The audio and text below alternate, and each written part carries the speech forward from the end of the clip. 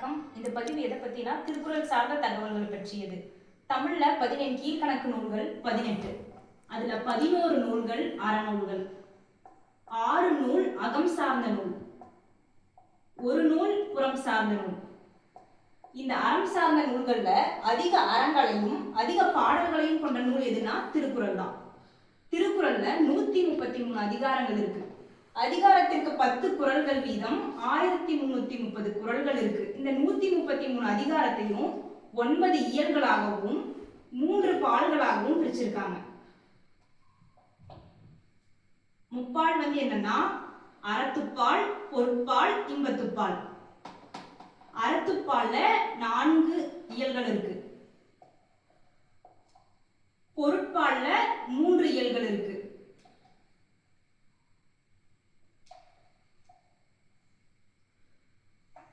இன்பத்துப்பால்ல 2 இயல்கள் இருக்கு.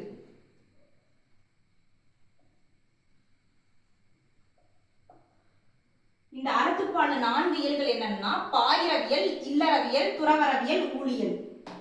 பாயிரவியல்ல 4 அதிகாரங்கள், முதல் 4 அதிகாரங்களும் பாயிரவியல்ல வரும். அதாவது கடவுள் வாழ்த்து, வான் சிறப்பு, நீத்தார் பெருமை இதெல்லாம் பாயிரவியல்ல வரும். அடுத்தது இல்லறவியல். இல்லறவியல்ல என்ன வரும்னா விருந்தோம்பல் அந்த மாதிரி இருக்க அதிகாரங்கள்ல இல்லறவியல்ல வரும். இது ஒரு 13 அதிகாரங்கள், இல்ல 20 அதிகாரங்கள். பாயிரவியல், இல்லறவியல், துறவரவியல். துறவரவியல்ல 13 அதிகாரங்கள். அடுத்தது ஊழியல். ஊழியல்ல ஒரு அதிகாரம். பொருட்பால்ல 3 இயல்கள் இருக்கு. அது என்னன்னா அரசியல், அமைச்சியல், குடியியல்.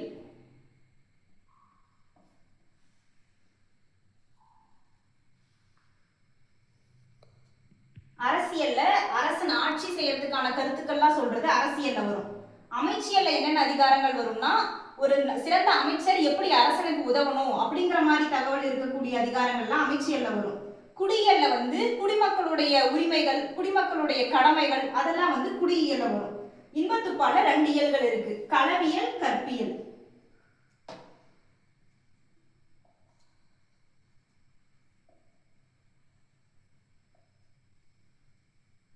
இதுல 7 அதிகாரங்களும் இதுல 18 அதிகாரங்களும் இருக்கு. இதுல 25 அதிகாரம், இதுல 32, இதுல ஒரு 13. அறத்துப்பால்ல 38 அதிகாரங்கள் இருக்கு, பொருட்பால்ல 70 அதிகாரங்கள் இருக்கு, இன்பத்துப்பால்ல 25 அதிகாரங்கள் இருக்கு.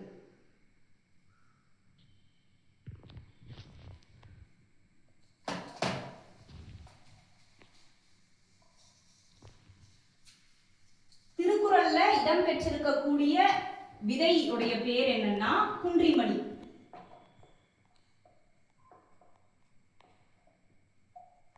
மரம் பனை, மூங்கில். 2 மரங்கள் தான் திருக்குறள்ல இடம்பெற்றிருக்கு. என்னன்னா பனை, மூங்கில்.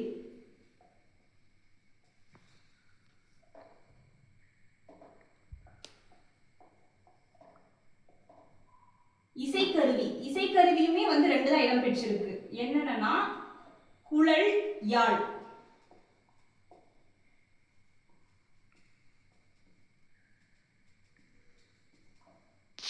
விதை, மரம், இசைக்கருவி.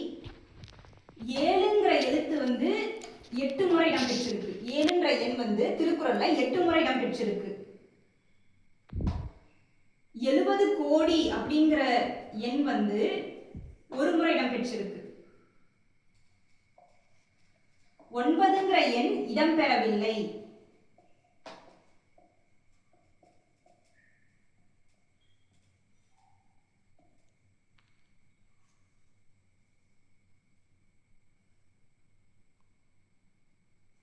திருக்குறள்ல 2 முறை இருக்கக்கூடிய ஒரு அதிகாரம் என்னன்னா குறிப்பறிதல்.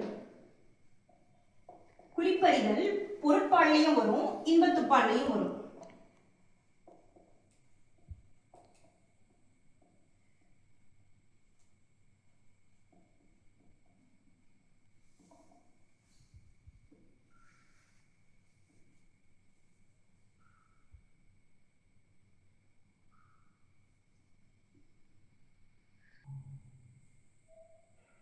இருக்க பழம் வந்து நெருஞ்சி பழம்.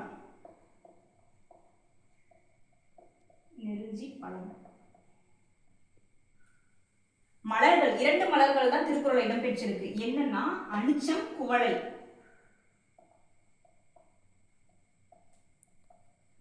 அனிச்சம், குவளை மலர். கோடிங்கிற எண் வந்து 7 முறை இடம்பெற்றிருக்கு. 7, 8 முறை இடம்பெற்றிருக்கு. 70 கோடி 1 முறை இடம்பெற்றிருக்கு. 9ன்ற எண் இடம்பெறவே இல்லை. திருக்குறள் வந்து அகரத்துல தொடங்கி நகரத்துல முடியுது. அகரம் முதல் நகரம் வரை.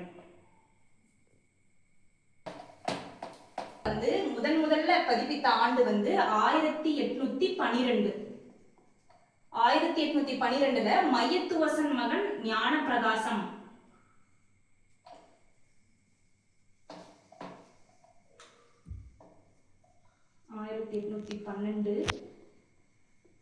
மையத்துவசன் மகன்.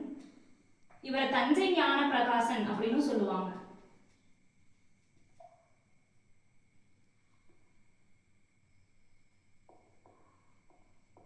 இவர் வந்து முதல்ல பதிப்பிக்கிறாரு. இவருக்கு பின்னாடி திருக்குறளுக்கெல்லாம் உரை எழுத ஆரம்பிக்கிறாங்க. திருக்குறளுக்கு முதல்ல உரை எழுதினவர் வந்து மணக்குடவர். ஆனா திருக்குறளுக்கு எழுதின உரைகளிலே சிறந்த உரை எதுன்னு கேட்டாங்கன்னா பரிமேலழகர் உரை. பரிமேலழகர் உரை.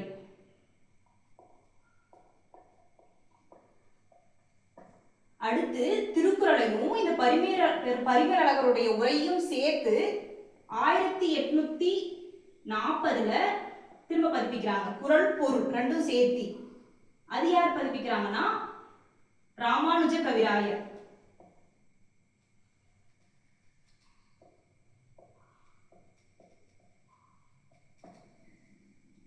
திருக்குறளுக்கு உரை எழுதினவங்க வந்து மொத்தம் 10.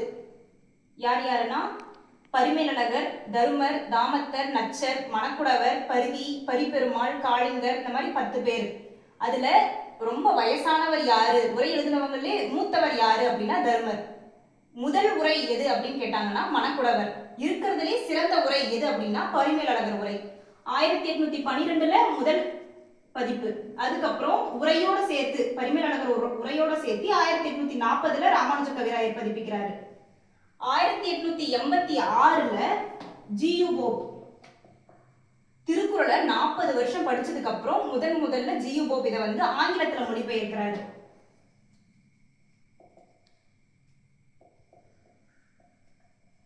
ஆங்கில மொழிபெயர்ப்பு.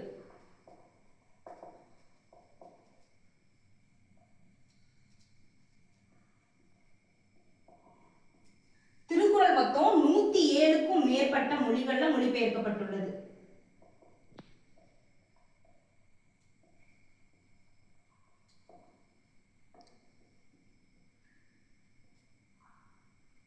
திருக்குறள்ல 7க்கும் திருக்குறளுக்கும் நிறைய ரிலேஷன் இருக்கும். என்னன்னா 107க்கும் மேற்பட்ட மொழிகளை மொழிபெயர்க்கப்பட்டிருக்கா. 133 இதோட கூட்டுத்தொகை என்ன 7. 1330 இதோட கூட்டுத்தொகை என்ன 7. கோடிங்கிற எழுத்து எத்தனை முறை இடம் பெற்றிருக்குன்னு பார்த்தோம் 7 முறை. 7ங்கிற எழுத்து 8 முறை இடம் பெற்றிருக்கு. எழுதுனாங்கல்ல திருக்குறளுக்கு உரை, அதுல அந்த 10 உரையில 5 பேரோட உரை தான் முழுசா கிடைச்சிருக்கு. யாருன்னா மணக்குடவர், பரிதி, பரிமேலழகர், பரிபெருமாள், காளிங்கர். இவங்க 5 பேரோட உரை மட்டும்தான் முழுசா கிடைச்சிருக்கு. மற்றவங்களோட உரைகள்லாம் முழுசா கிடைக்கல. திருக்குறளுடைய மொழிபெயர்ப்புகளே மிக முக்கிய மொழிபெயர்ப்பாளர்கள் இவங்கெல்லாம். நீங்க டிஎன்பிஎஸ்சி தேர்வுக்கு படிக்கிறீங்க அப்படின்னா இதெல்லாம் மிக முக்கியமான பாயிண்ட்ஸ். லத்தீன்ல மொழிபெயர்த்தவர் வந்து வீரமாமுனிவர். இவர் வந்து அறத்துப்பாலையும் பொருட்பாலையும் மட்டும்தான் மொழிபெயர்த்தாரு. இன்பத்துப்பால் மொழிபெயர்க்கல. ஜெர்மன்ல மொழிபெயர்த்தவர் கிரவுல். ஆங்கிலத்துல மிக முக்கிய மொழிபெயர்ப்பாளர் யாருன்னா ஜியு போப் தான். அவர் தான் ஆங்கிலத்துல முதல் மொழிபெயர்த்தவர். அதுக்கப்புறம் கிண்டர்ஸ்லே, வ.உ.சி. ஐயர், பூர்ணலிங்கம், ராஜாஜி, எல்லிஸ் துரை, கே.எம். பாலசுப்ரமணியம். இவர் வந்து இந்தியர். பிரெஞ்சுல மொழிபெயர்த்தவர் வந்து ஏரியல். ரஷ்யம்ல தால்சுதாய். வடமொழியில அப்பா தீட்சிதர். ஹிந்தியில பி.டி. ஜெயின். தெலுங்குல வைத்தியநாத தேசிகர். இவங்களாம் தான் திருக்குறளை மொழிபெயர்த்த மிக முக்கிய மொழிபெயர்ப்பாளர்கள். முன்ன நம்ம ஒரு தகவலை விட்டுட்டோம். என்னன்னா 9ங்கிற எண் இடம்பெறலன்னு பார்த்தோம். அதே மாதிரி எந்த எழுத்து மிக முக்கியமா இடம்பெறலன்னா அவுங்கிற எழுத்து இடம்பெறல. தமிழ்ல இருக்க 247 எழுத்துல 37 எழுத்துக்கள் திருக்குறள்ல இடம்பெறல. தமிழுக்கு கதி அப்படின்னு 2 நூல்களை சொல்லுவாங்க. கதி இதுல கா கம்பராமாயணத்தையும் தீ திருக்குறளையும் குறிக்குது.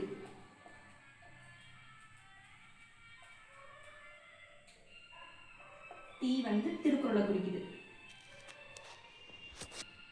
வள்ளுவன் தன்னை உலகினிக்கே கொண்டு வான்புகழ் கொண்ட தமிழ்நாடு. திருக்குறள் நம்ம தமிழை அவ்வளவு பெருமைப்படுத்தியிருக்கு. அந்த திருக்குறளுக்கு நம்ம தமிழக அரசு என்ன பண்ணிருக்கு அப்படின்னா, வேலூர்ல திருவள்ளுவர் பல்கலைக்கழகம் ஒன்று இருக்கு. வேலூர்ல திருவள்ளுவர் பல்கலைக்கழகம் இருக்கு.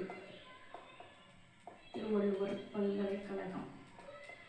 அடுத்தது வள்ளுவர் கோட்டம், கோடம்பாக்கம் பல்கலைக்கழகம்.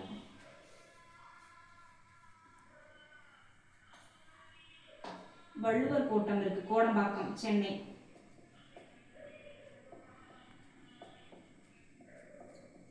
இது 1973ஆம் ஆண்டு தொடங்கி 1976ஆம் ஆண்டு கட்டி முடிக்கப்பட்டது. அது எப்படி இருக்குன்னா திருவாரூர் தேர் வடிவில் இருக்கு.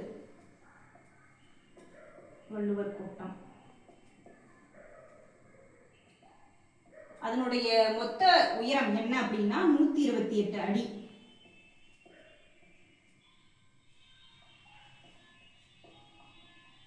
அடுத்து என்னன்னா கன்னியாகுமரியில் இருக்கக்கூடிய திருவள்ளுவருடைய சிலை. அது 1990ஆம் ஆண்டு கட்ட தொடங்கி 2000ஆம் ஆண்டு ஜனவரி 1ஆம் தேதி அதை திறந்து வைக்கிறாங்க.